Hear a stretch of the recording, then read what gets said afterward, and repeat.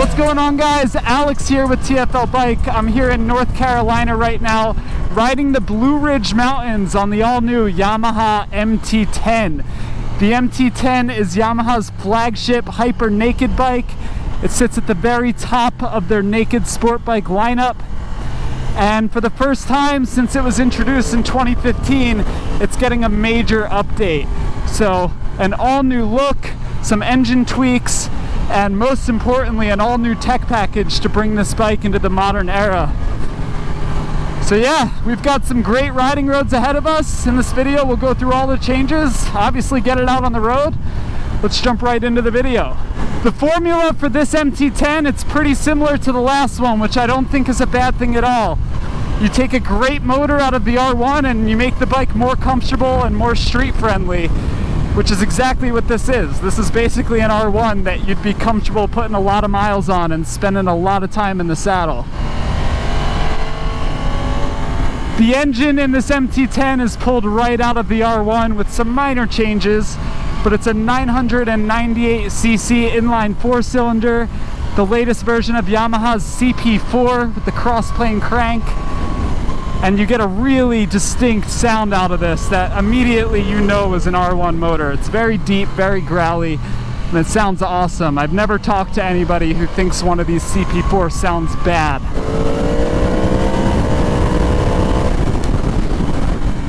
So yeah, this is leader bike performance and a more comfortable platform that you wouldn't mind spending a lot of time on the street.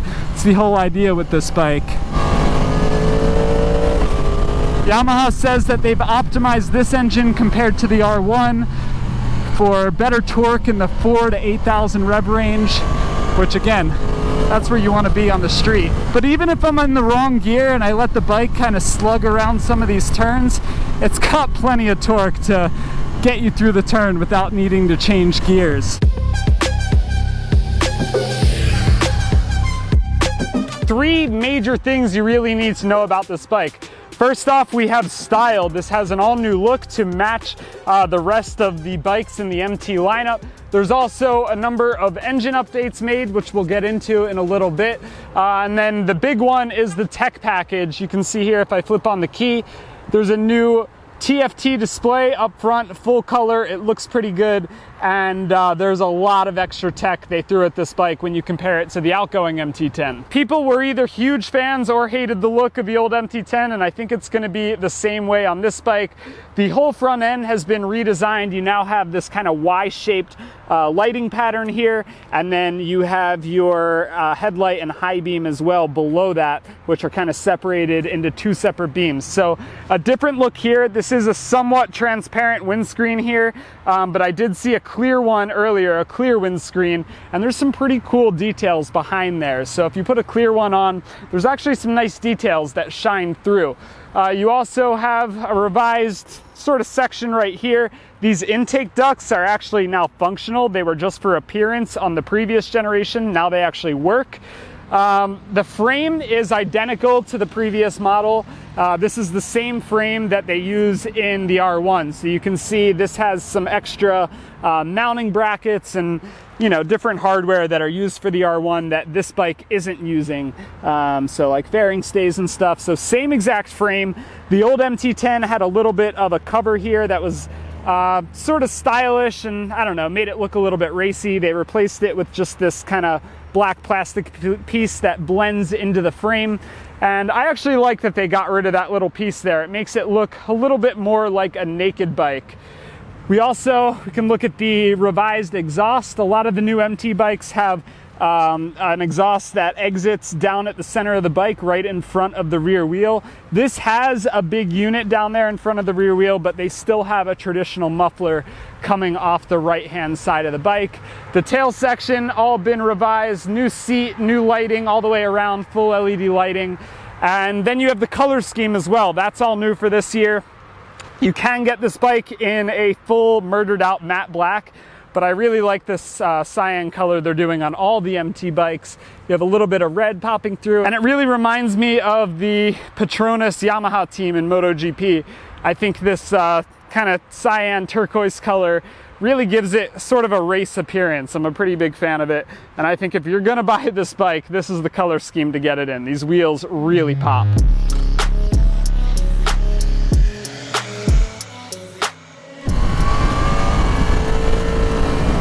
I'm not even in the highest power mode right now, and even still, plenty there. Speaking of power modes, this bike has a bunch of them. So the previous MT-10, it had traction control and it had ABS straight up and down in a straight line. And those just worked off the wheel speed sensors. But now this bike has a 6-axis IMU, so things can get a lot more advanced. Your traction control and ABS are now lean sensitive, so they'll take your lean angle into account. There's also slide control, torque control, wheel lift control. So a ton of tech on this bike. There's also a new engine brake setting where you can change the engine brake to be between a high or a low setting. There you can see what I was talking about being in the wrong gear. The bike just pulls through, even at a really low RPM. This morning, a lot of these roads were a little wet from the rain the night before, and it was nice riding around just knowing that if I put in a little too much throttle, I do have some nannies that are gonna save my butt. There's also a new quick shifter. The previous MT-10 had a quick shifter that only worked for upshifts. This new one now works for both up and downshifts, clutchless downshifting. So it can be wide open throttle and just tap down on the gear shift lever and it will auto rev match for you or auto blip for you. This bike has 4 different preset riding modes. A, B, C, and D, with A being the most extreme. I'm riding in B mode right now, but all those modes are customizable, so you can really dial in your settings. So for example, this morning while I was still getting used to the bike, I put it in C mode, but bumped my power up from level 3 to level 2. So basically, I got the power of B mode, but with all the nannies you would get in C mode. And I really like that you can dial in just how you like it.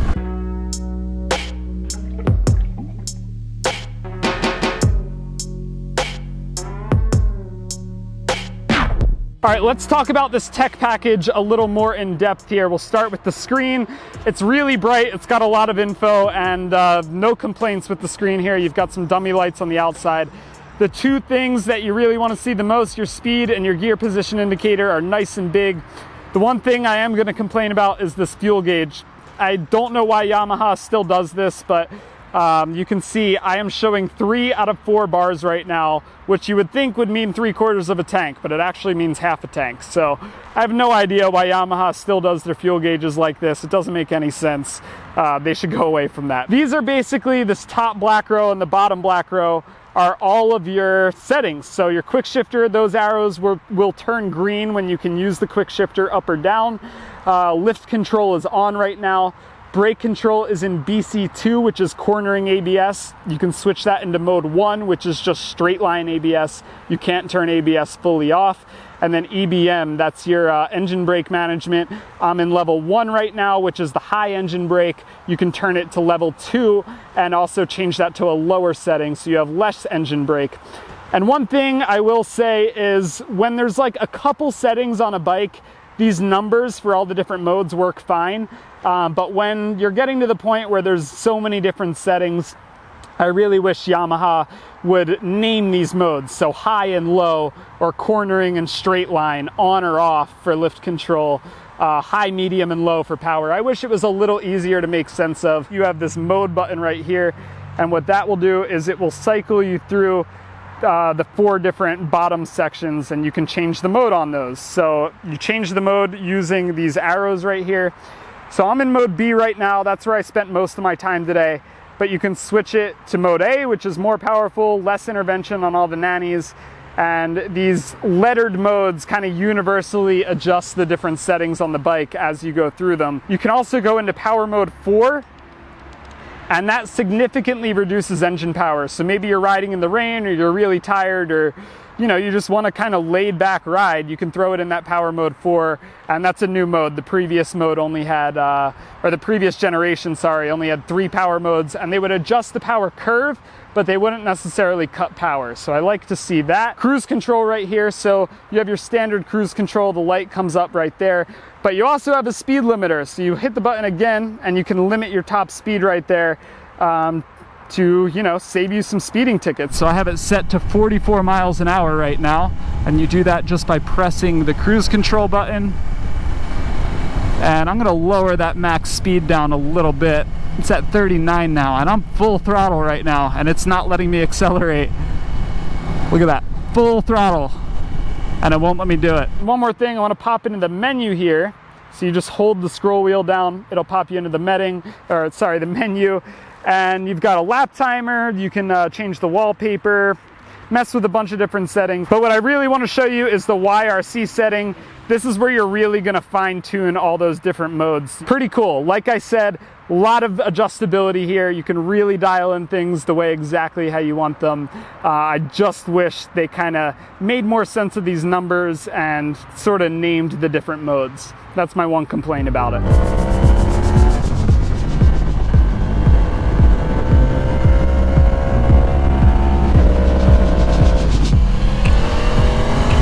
This bike weighs 467 pounds wet and fully fueled, ready to go on the road. And yeah, you can definitely feel the weight. It definitely feels a little bit heavier than that XSR 900 I reviewed a couple of weeks ago, especially on these tight switchbacks. But it's still definitely manageable, and the wheelbase is pretty short. This has the same exact wheelbase as an R1, which is actually a little shorter than an MT-09. So even though you've got extra weight, you've got a little added flickability with the short wheelbase.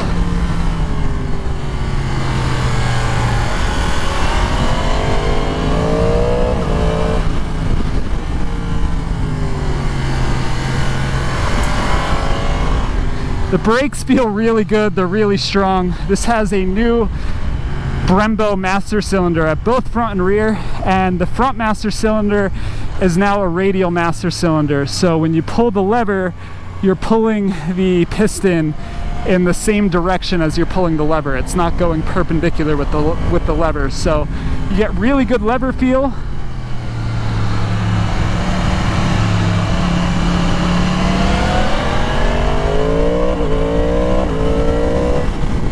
There's a few other things that are different on this MT-10 that are a little harder to notice just looking at the bike. So first of all, they changed the gearing up a little bit. They went down a tooth in the rear sprocket, so it's now a 42 tooth rear instead of a 43 tooth rear, and just makes the gearing a little taller, a little better for the street.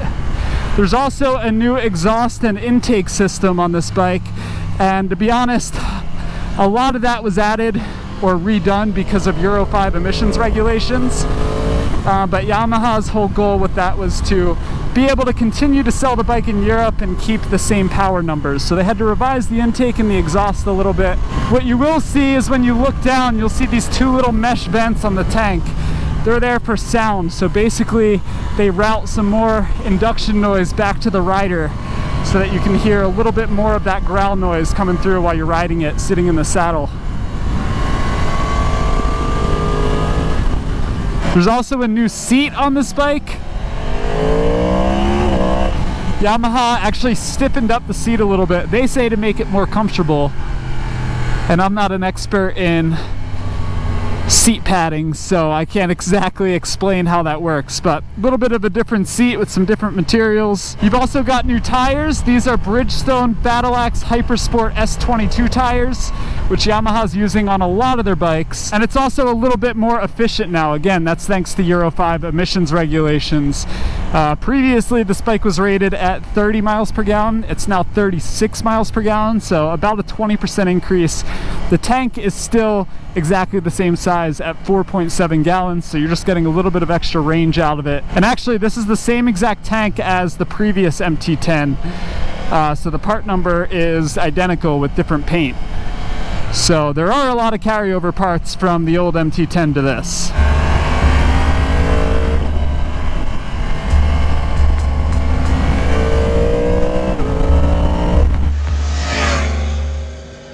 Taking a look at some of the other components here, you can see up on the fork caps, these are KYB forks and they are fully adjustable. So lots of adjustability there.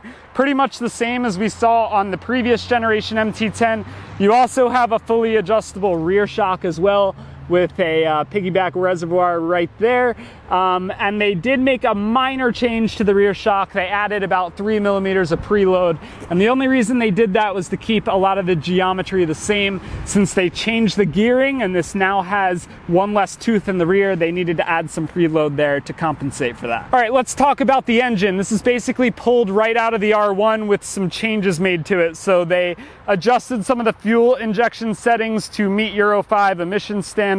This is a really fun motor. 160 horsepower, about 82 foot-pounds of torque. Yamaha doesn't put out power numbers, but they did say they were targeting the same figures as the previous gen MT-10 while still meeting emission standards. So we should expect about the same power numbers. 6-speed transmission with the slipper clutch, as you would come to expect on the MT-10. And yeah, overall, I really like this engine. It's a big beastly engine that feels really comfortable to ride, actually, especially with all the tech. Had no problems, and it really sometimes can feel like a smaller bike than it is because you have power levels and you can tone it back. It's not exactly the same as the R1. It has been optimized for more low-end torque in that 4,000 to 8,000 range. The crankshaft is heavier. It's got steel connecting rods instead of titanium like in the R1.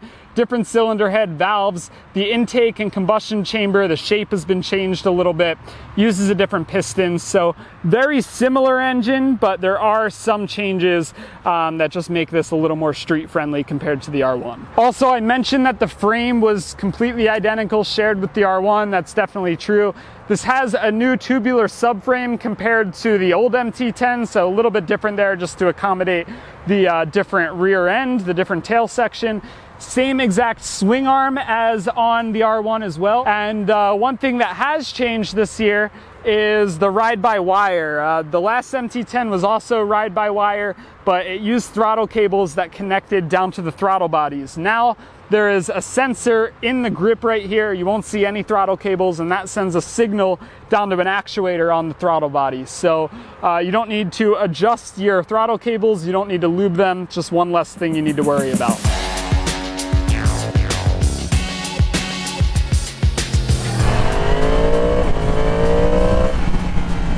Oh, that sound that comes out of the CP4, it's so good.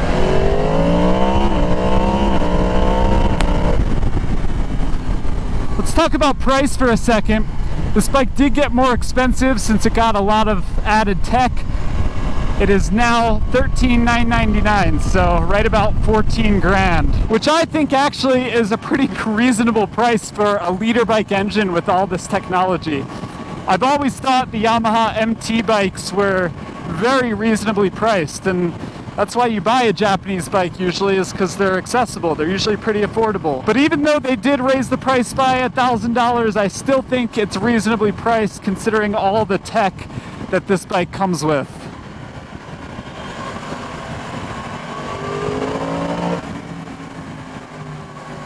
Now, if you do want something more premium, I've got some good news for you. Yamaha's been on this trend where they're bringing some of the SP models that previously only made it to Europe. They're bringing some of those to the States. So we saw the MT-09 SP come here earlier this year, and they're bringing the MT-10 SP to the States for the first time. It is more expensive. It's $16,900, so getting close to 17 grand. But for that, you get a electronic Öhlins suspension. It's electronically controlled. You get a unique look that kind of resembles the R1M paint scheme. You get some unique bodywork and a gold chain that makes it look a little more race-worthy that you won't find on this more standard MT-10. Polished aluminum swing arm. And then some other odds and ends like blacked out levers and some other bits just to make it look like a more premium bike. But the big one is the Öhlins active suspension, the electronically controlled suspension. And I think it's super cool that they're bringing those more premium models here. Even with the price close to $17,000, I still think with that nice suspension, that's a pretty good deal when you compare this to some of the other, you know, Italian or European bikes that you could spend a lot more on. All in all, guys, this bike is just a beast. 160 horsepower, 82 foot-pounds of torque. That is way more than you really need on the street. But I'm one of those kinds of people that really doesn't buy a motorcycle based on their needs. You buy it based on your wants. And I could see myself wanting a bike with this much power for the street. It's a blast, and especially with all the tech, you can dial it back and it feels like a totally different bike. So I really like the tech package. I don't think I would have felt nearly as comfortable on these tight technical roads on an old MT-10, where I know it really only had traction control and ABS. I love the sounds that come out of this bike. I really think this is one of the best sounding factory bikes you can get. And I know that's all subjective, but I really like the growl kind of throaty sound that comes out of this machine. And it's got a stock exhaust on it right now. There's not a ton of bikes out there that sound great from the factory, and I think this is one of them. And actually, I was talking to one of the Yamaha guys about that, and he was saying, yeah, Yamaha in Japan takes sound very seriously. They started as a music company. They started by making pianos. So it makes sense that they really care about the sounds that come out of their bike, to the point where they have, you know, dynos and whole testing facilities just for the sound that a motorcycle produces. So they put a lot of time and effort into it, and these little vents on the top of the tank work wonders.